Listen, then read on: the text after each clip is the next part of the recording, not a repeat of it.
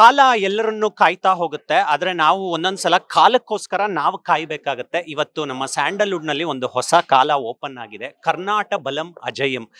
ಬಲ ಹೆಸರಲ್ಲೇ ಕಾಣಿಸ್ತಾ ಇದೆ. ಅದರ ಒಂದು ಸಂತೋಷವನ್ನ ಹಂಚ್ಕೊಳ್ಳೋದಕ್ಕೆ ಖ್ಯಾತ ನಿರ್ಮಾಪಕರಾಗಿರುವಂತ KP ಶ್ರೀಕಾಂತ್ ಅವರು ನಮ್ಮ ಜೊತೆ ಬಾದಾಮಿಯಲ್ಲಿ ಜಾಯ್ನ್ ಆಗಿದ್ದಾರೆ. ಮಾತಾಡಿಸ್ತಾ ಹೋಗ್ತೀನಿ. KP ಸರ್, ಮಾತಾಡ್ತಾ ಒಂದು ಮಾತು ಹೇಳ್ಬಿಟ್ರಿ, ಒಂದು ಕಾನ್ಫಿಡೆನ್ಸ್ ಕಾಣಿಸ್ತಾ ಇದೆ. ದೊಡ್ಡ ಸಿನಿಮಾ ಅಂತ ಎಲ್ಲರೂ ಬಾಯಿ ಮಾತಲ್ಲಿ ಹೇಳ್ತಾರೆ. ಆದ್ರೆ ನಿಜವಾಗ್ಲೂ ಕರ್ನಾಟ ಬಲಮ್ಮು ದೊಡ್ಡ ಸಿನಿಮಾ ಆಗತ್ತೆ ಅಂತ ಆ ಒಂದು ಇಂಟರ್ನಲ್ ಆತ್ಮವಿಶ್ವಾಸ ಶೂಟಿಂಗ್ ನೋಡ್ತಾ ಬಂತ ಸರ್ ನಿಮ್ಗೆ? ಖಂಡಿತ. ನಾನು ಹೇಳ್ದಂಗೆ ಎಲ್ಲರೂ ನನ್ನ ಆರ್ಟಿಸ್ಟ್ಗಳು ನೀವೇ ನೋಡಿದ್ರಲ್ಲ ಈ ಪ್ರೆಸ್ ಮೀಟಲ್ಲಿ ಎಸ್ಪೆಷಲಿ ಎಷ್ಟು ಆಳವಾಗಿ ಮಾತಾಡಿದ್ರು ಅಂತ ನೀವೇ ನೋಡಿದ್ರಿ. ನೀವು ಎಲ್ಲ ಸಿನಿಮಾ ಪ್ರೆಸ್ ಮೀಟ್ಗಳಿಗೂ ನೀವು ಹೋಗ್ತಾ ಇರ್ತೀರಾ, ಆದರೆ ಇಲ್ಲಿ ಡೆಪ್ತ್ ಎಷ್ಟಿತ್ತು ಅಂತ ನೀವೇ ನೋಡಿದ್ರಿ.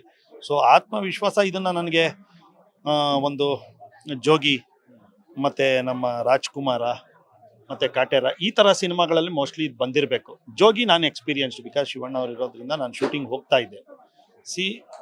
ಆ ಥರ ಒಂದು ನನಗೆ ಒಂದು ವೈಬ್ರೇಷನ್ ಈ ಸಿನಿಮಾದಲ್ಲಿ ಕಾಣ್ತಾ ಇದೆ. ಯಾಕಂದರೆ ಎಲ್ಲರೂ ಇದರಲ್ಲಿ ಕ್ಯಾಲ್ಕುಲೇಷನ್ಗಿಂತ ಹೆಚ್ಚಾಗಿ ಮನಸ್ಸಿಟ್ಟು ಮಾಡ್ತಾ ಇದ್ದಾರೆ ಇದನ್ನು.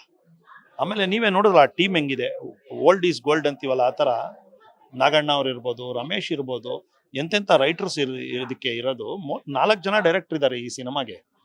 ಸೊ ಒಂದು ಅದ್ಭುತವಾದ, ಆಮೇಲೆ ಕತೆ ಎಲ್ಲದಕ್ಕಿಂತ ಗಟ್ಟಿ ಕತೆ ಬೇಕು. ಏನೇ ಆದ್ರೂ ಈ ಕಟ್ಟಡ ಕಟ್ಟಬೇಕಂದ್ರೆ ಬೇಸ್ ಹೆಂಗೋ ಆ ಥರ ಯೋಗೇಶ್ವರ್ ಅವರ ಒಂದು ಕನಸು ಕತೆ ತುಂಬ ಅದ್ಭುತವಾಗಿದೆ. ಅದರಿಂದ ನಾನು ಇದನ್ನ 1 ವರ್ಷ ಆಯಿತು ನಾವು ಸ್ಟಾರ್ಟ್ ಮಾಡಿ. ಎಕ್ಸಾಕ್ಟ್ಲಿ 1 ವರ್ಷದಿಂದ ಗಮನಿಸ್ತಾ ಇದ್ದೀನಿ. ಇದರಲ್ಲಿ ಬಹಳ ಆಳ ಮತ್ತು ಹೃದಯಕ್ಕೆ ಹತ್ರವಾಗುತ್ತಾರೆ ಸಬ್ಜೆಕ್ಟ್ ಇದು. ಅದರಿಂದ ನನಗೆ ತುಂಬ ಕಾನ್ಫಿಡೆನ್ಸ್ ಇದೆ ಇದ್ರ ಮೇಲೆ. ಸರ್, ಕನ್ನಡ ಚಿತ್ರರಂಗದ ಪ್ರಸ್ತುತ ಆಗು ಹೋಗುಗಳನ್ನ ನೋಡ್ತಾ ಇದೀವಿ. ಕನ್ನಡ ಸಿನಿಮಾಗಳನ್ನ ರೀಚ್ ಮಾಡಿಸೋದು ಒಂದು ದೊಡ್ಡ ಯುದ್ಧ ಅನ್ನೋ ಪರಿಸ್ಥಿತಿಯಲ್ಲಿ ನಿಂತಿದೀವಿ. ಕನ್ನಡ ಚಿತ್ರರಂಗ ICU ಅಲ್ಲಿದೆ, ಆಚೆ ಕರ್ಕೊಂಡು ಬರಬೇಕು ಅನ್ನೋಂಥ ಒಂದು ಒದ್ದಾಟ. ಈ ಚಿತ್ರದ ಮುಹೂರ್ತದ ಸಮಯದಲ್ಲೂ ರಾಕ್ಲೈನ್ ವೆಂಕಟೇಶ್ ಅವರು ಒಂದು ಮಾತು ಹೇಳ್ತಾರೆ, ನಮಗೆ ಕನ್ನಡ ಸಿನಿಮಾಗಳನ್ನ ಪ್ರೊಡ್ಯೂಸ್ ಮಾಡೋದಕ್ಕೆ ಇವಾಗ ಭಯ ಆಗ್ತಾ ಇದೆ ಅಂತ. ಈ ಸ್ಥಿತಿಗತಿಗಳನ್ನ ಒಬ್ಬ ನಿರ್ಮಾಪಕನಾಗಿ ಹೇಗೆ ನೋಡ್ತೀರಾ ಸರ್? ಖಂಡಿತ ರಾಕ್ಲೈನ್ ಅವ್ರು ಹೇಳಿರೋದ್ರಲ್ಲಿ, ಯಾಕಂದರೆ ತುಂಬ ಎಕ್ಸ್ಪೀರಿಯನ್ಸ್ಡ್ ಪ್ರೊಡ್ಯೂಸರ್ ಅವ್ರು ಹೇಳಿರೋದ್ರಲ್ಲಿ ತಪ್ಪೇನಿಲ್ಲ. ಆದರೆ ನಾವು ಇದೊಂದು ಇಂಡಸ್ಟ್ರಿ. ಇವಾಗ ಎಕ್ಸಾಂಪಲ್ಲು ನೋಡಿ, ಕರ್ನಾಟ ಬಲಂ ಅಜಯಂ ಅನ್ನೋದು ಒಂದು ವೆರಿ ಕಾನ್ಫಿಡೆಂಟ್ ಪ್ರಾಜೆಕ್ಟ್. ಸೊ ಈ ಥರ ನಾನು ಯೋಗೇಶ್ವರ್ ಅವರು ನನ್ನ ಕೇಳಿದಾಗ 1 ವರ್ಷದಿಂದ ಕರೆದು ನನ್ನ ಹತ್ರ ಕೇಳಿದಾಗ ಪ್ರಾಜೆಕ್ಟ್ ಮಾಡೋಣ ಅಂತ ಹೇಳಿದ ಒಂದೇ ಮಾತು, ನಿಮ್ಮಂಥವ್ರು ಬರಬೇಕು, ಕನ್ನಡ ಚಿತ್ರರಂಗ ಈಗಿನ ಕಾಲದಲ್ಲಿ ಏನು ಹಿಂಗಾಗ್ತಾ ಇದೆ ಅದನ್ನು ದಯವಿಟ್ಟು ನೀವೆಲ್ಲ ಬಂದು. ಧ್ಯಾನ ನಾನು ನೋಡ್ತಾ ಇದ್ದೆ ಮುಂಚೆಯಿಂದ. ಇನ್ನೊಂದು ಹೇಳೋದು ಮರ್ತ್ಬಿಟ್ಟೆ, ಧ್ಯಾನ ನಾನು ಅಲ್ಲಿ ಮೇಲೆ ಪ್ರೆಸ್ ಮೀಟಲ್ಲಿ ಹೇಳ್ದಂಗೆ ನಾನು ಮುಂಚೆಯಿಂದ ನೋಡ್ತಾ ಇದ್ದೆ. Very dedicative. ಸುಮ್ಮನೆ ಏನೋ ಕ್ಯಾಶುವಲ್ ಆಗಿ ನಮ್ಮಪ್ಪ ಖರ್ಚು ಮಾಡ್ತಾರೆ ನಾನು ಹೆಸರು ಮಾಡ್ಬಿಡೋಣ ಅಂತ ಬಂದಿರೋದಲ್ಲ. ಪ್ರತಿಯೊಂದು ವಿಭಾಗದಲ್ಲೂ ಡ್ಯಾನ್ಸ್ ಇರ್ಬೋದು, ಫೈಟ್ ಇರ್ಬೋದು, ಆ್ಯಕ್ಟಿಂಗಲ್ಲಿ ಇರ್ಬೋದು, ಪ್ರತಿಯೊಂದನ್ನು ಫುಲ್ಲಿ ಟ್ರೈನ್ಡ್. ಅಂದರೆ ಏನಂತೀವ, ಕುದುರೆ ಅಂತೀವಲ್ಲ ಆ ಥರ ಎಲ್ಲದರಲ್ಲೂ ಪರಿಪಕ್ವತೆ ತುಂಬ ಚೆನ್ನಾಗಿದೆ. ಆದ್ದರಿಂದ ಇವೆರಡು ಕಾರಣಕ್ಕೆ ನಾನು ಈ ಚಿತ್ರ ತುಂಬ ಚೆನ್ನಾಗಿ ಬರುತ್ತೆ, ಕನ್ನಡಕ್ಕೆ ಒಂದು ಮೈಲಿಗಲ್ಲಾಗುವಂಥ ಸಿನಿಮಾ ಆಗುತ್ತೆ ಅಂತ ನಾನು ಅದಕ್ಕೆ ಹೇಳಿದ್ದೆ. ಸರ್, ಸಿನಿಮಾನ ಆಸೆಯಿಂದನೇ ಮಾಡ್ತೀರಾ? ಹಲ್ಕಾ ಡಾನ್ ಅಪ್ಡೇಟ್ಗೋಸ್ಕರನೂ ಕಾಯ್ತಾ ಇದ್ದಾರೆ ಜನ, ಏನ್ ಹೇಳ್ತೀರಾ? ಹಲ್ಕಾ ಡಾನ್ ಮೋಸ್ಟ್ ಪ್ರಾಮಿಸಿಂಗ್ ಆ್ಯಕ್ಟರ್. ನಾನು ನೋಡ್ದಂಗೆ, ಈಗ ನೀವೇ ನೋಡಿದ್ರಿ ಲೆನಿನ್ನಲ್ಲಿ ಯಾವ ಮಟ್ಟದ ಹೆಸರು ಮಾಡಿದ್ದಾನೆ. ನಾನು ನಿಜವಾಗ್ಲೂ ಇದನ್ನ ಹಲ್ಕಾ ಡಾನ್ನ ಕನ್ನಡ ಮತ್ತು ತೆಲುಗು ರಿಲೀಸ್ ಮಾಡಬೇಕು ಅಂತ ನಾನು ಬಿಫೋರ್ 1.5 ಇಯರ್ ಮುಂಚೆನೇ ಪ್ಲ್ಯಾನ್ ಮಾಡಿದ್ದೆ. ನನಗೆ ಗೊತ್ತಿತ್ತು ಒಂದು ಪೊಟೆನ್ಷಿಯಲ್. ಪ್ರಮೋದು, ಧ್ಯಾನು ಇಂಥ ನಟರೆಲ್ಲ ಈಗ ಬಂದು ಹೊಸ ಎಳೆಗಳಾಗಿ ಕನ್ನಡ ಚಿತ್ರರಂಗನ ಮುಂದೆ ಎಳೆಯೋದೇ ಅವರು. ನಮ್ಮ ಯುವರಾಜ್ ಕುಮಾರ್ ಅವರು ಇರ್ಬೋದು.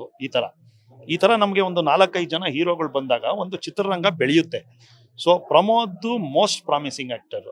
ಆಮೇಲೆ ಕ್ಯಾಲಿಬರ್ ನೀವೇ ನೋಡಿದರೆ ಎಲ್ಲ ಸಿನಿಮಾದಲ್ಲೂ ಚಿತ್ರ ಗೆಲ್ಲಿ ಸೋಲ್ಲಿ ಅವನೇ ಮ್ಯಾನ್ ಆಫ್ ದಿ ಮ್ಯಾಚು. ನೀವು ಯಾವುದ್ರಲ್ಲಿ ನೋಡಿ, ಬಾಂಡ್ರವಿ ಇರ್ಬೋದು, ಅವ್ನು ಹಿಂದೆ ಮಾಡಿರೋ ಚಿತ್ರಗಳನ್ನೆಲ್ಲ, ರತ್ನನ್ ಪ್ರಪಂಚ ಇರ್ಬೋದು, ಮತ್ತು ಯಾವುದದು ಗಗನಂಭುವನ್, ಯಾವುದೇ ನೀವು ಸಿನಿಮಾ ತಗೊಳ್ಳಿ, ಸಿನಿಮಾ ಕಮರ್ಷಿಯಲಿ ಅಷ್ಟು ಕಲೆಕ್ಟ್ ಮಾಡದೇ ಇರ್ಬೋದು, but man of the match ಅಂತ ಪ್ರಮೋದ್. ಈಗ ಲೆನಿನಲ್ಲೂ ಅಷ್ಟೇ ಎಲ್ಲ ಅದನ್ನೇ ಹೇಳ್ತಾರೆ.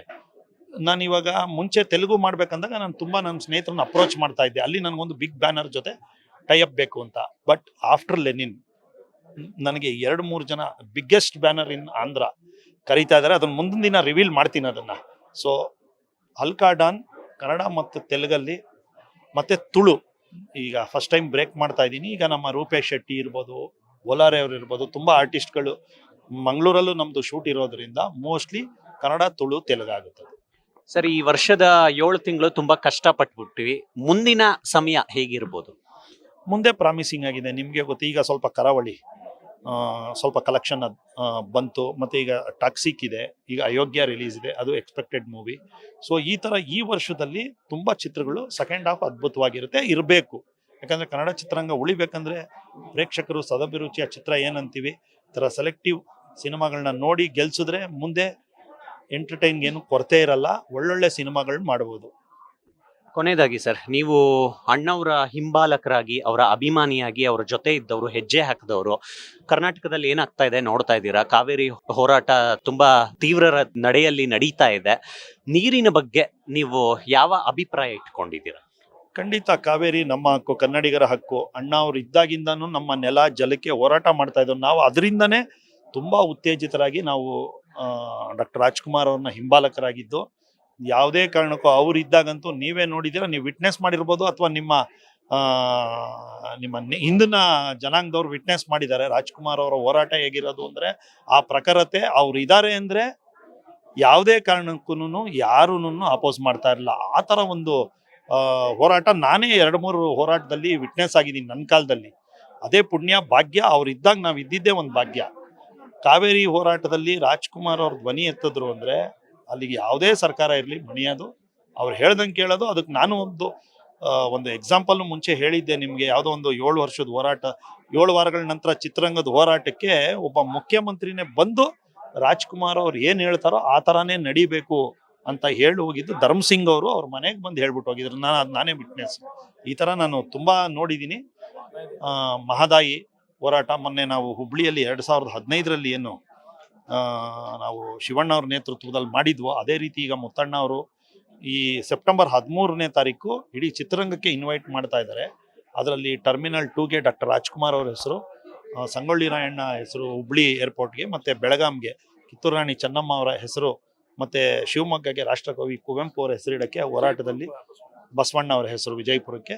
ಈ ಥರ ಒಂದು ಹೋರಾಟ ಹಮ್ಮಿಕೊಂಡಿದ್ದಾರೆ ಉತ್ತರ ಕರ್ನಾಟಕದ ಕನ್ನಡ ಹೋರಾಟಗಾರರು ಮುತ್ತಣ್ಣ ಅವರು. ಸೊ ಅದಕ್ಕೆ ನಾನು ನನ್ನ ಚೇಂಬರಲ್ಲಿ ಮೊನ್ನೆ ಇದು ಮಾಡಿದ್ದೀನಿ, ನಾವೆಲ್ಲ ಹೋಗೋಣ ಇದಕ್ಕೆ ಸಪೋರ್ಟ್ ಮಾಡೋಣ ಅಂತ ಹೇಳಿದ್ದೀನಿ. ಖಂಡಿತ ಮುಂದಿನ ದಿನಗಳಲ್ಲಿ ಅದು ಯಶಸ್ವಿ ಆಗುತ್ತೆ. ಒಳ್ಳೇದಾಗ್ಲಿ. ನಮ್ಮ ಧ್ವನಿ ಗಟ್ಟಿಯಾಗಿರಬೇಕು ಅನ್ನೋ ಅಂಥದ್ದೇ ನಿರ್ಮಾಪಕ KP ಶ್ರೀಕಾಂತ್ ಅವರ ಮಾತುಗಳು. ಕ್ಯಾಮ್ರಾ ಪರ್ಸನ್ ಗೋಪಿ ಜೊತೆ ಮಾವಳಿ ಕಾರ್ತಿಕ್, ಕರ್ನಾಟಕ ನ್ಯೂಸ್ ಬೀಟ್.